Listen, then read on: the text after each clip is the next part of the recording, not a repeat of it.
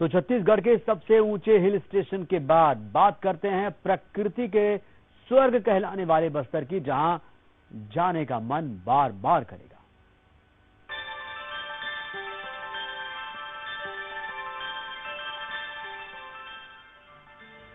प्रकृति ने बस्तर को छप्पर फाड़ कर प्राकृतिक सौंदर्य दिया है। धार्मिक पर्यटन, बस्तर हाट, मुर्गा लड़ाई, घोटुल यहाँ के आकर्षण हैं, जो अन्य किसी पर्यटन स्थल पर नहीं देखे जा सकते।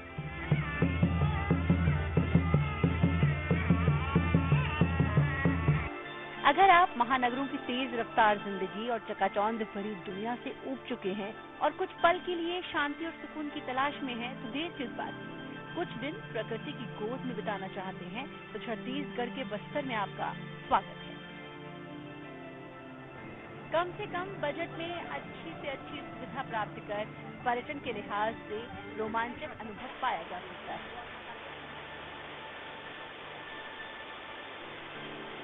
आपको बता दें, भौगोलिक दृष्टि से केरल जैसे राज्य से बड़े बस्तर नामक इस भूभाग को प्रकृति ने छप्पर फाड़कर प्राकृतिक सौंदर्य प्रदान किया है। बस्तर में पर्यटन को लेकर के अपार संभावनाएं हैं। विशेष रूप से adventure tourism, niche tourism, tribal tourism, cultural tourism, religious tourism, ये सब चीज़ें ऐसी हैं जो कि आमतौर पे जो शहरी विशेष रूप से लोग होते हैं या विदेशी जो प्रवासी होते हैं, उन लोगों को ये चीज़ें आसानी से नहीं मिल पाती। बस्तर में एक ऐसा कल्चर है जो अपने आप में यूनिक है पूरी दुनिया में। उसको आगे बढ़ाने के लिए, उसको एक इंटरनेशनल पहचान पहुंचाने के लिए जिला प्रशासन काम कर रहा है अलग अलग लोगों के साथ। यहाँ पर जो लोग टूरिज्म सेक्टर में पहले से काम कर रहे हैं, उनके साथ हमने पार्टनरशिप की है। जितने भी हमारे पर्यटन स्थल हैं, वहाँ पर हमने ग्राम पंचायतों को एक्टिव किया है, क्योंकि हमारा उद्देश्य ये है कि इस तरह का टूरिज्म हो जो कि ग्राम पंचायत और वहाँ के जो लोकल कल्चर है उसको प्रमोट करे, उसको खत्म ना करे, जैसे कि हमने कई जगहों पे देखा है।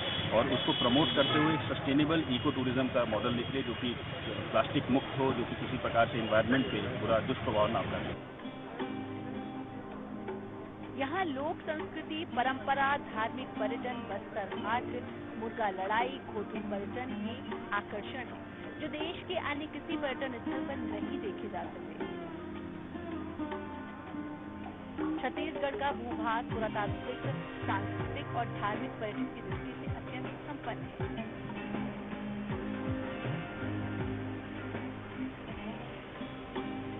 फिर चाहे कांगेर घाटी हो, विश्व प्रसिद्ध चित्रकूट का जलप्रपात हो या कुटुम्बसर की गुफाएं ही क्यों न हो, प्राकृतिक सौंदर्य से सराबोर सदाबहार लहलहाते सुरम्य वन, जनजातियों का नृत्य संगीत और घोटुल जैसी परंपरा यहाँ का मुख्य आकर्षण है।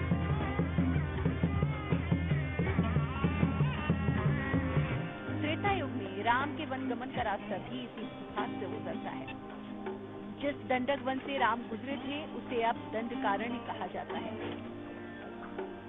चित्रकूट जलप्रपात की खूबसूरती को निहारने के लिए राज्य के पर्यटन विभाग ने जबरदस्त इंतजाम किए हैं। अब की आज की स्थिति में बहुत सारी संभावनाएं हैं, जबकि हवाई सेवा हैदराबाद और रायपुर से सीधा हो गया और कनेक्टिविटी लगातार धीरे धीरे बढ़ती जा रही है। लेकिन नक्सली समस्या को भी समाधान करना है तो पर्यटन को बढ़ावा देना चाहिए, पर्यटन को बढ़ावा देना चाहिए।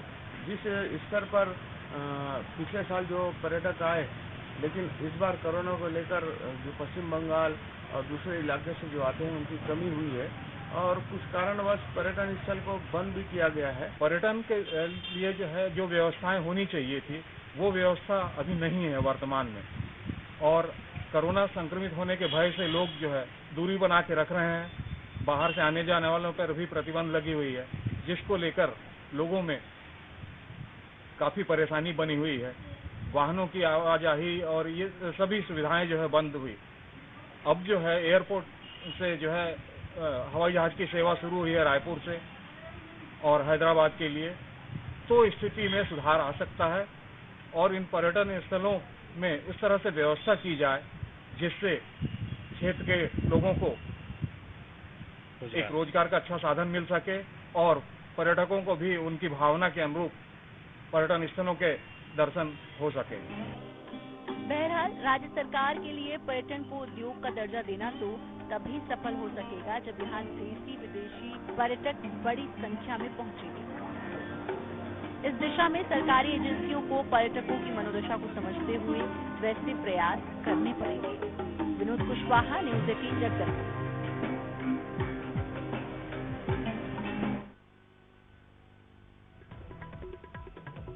तो खूबसूरती को निहारने लोग पहुंचते हैं यहाँ। इसे बस्तर का स्वर्ग कहा जाता है और बस्तर की गोद में प्रकृति का असली खजाना यहीं पर छुपा हुआ है। तो अगर आपको वाकई प्राकृतिक खूबसूरती का नजारा लेना है तो आपको बस्तर जरूर आना चाहिए।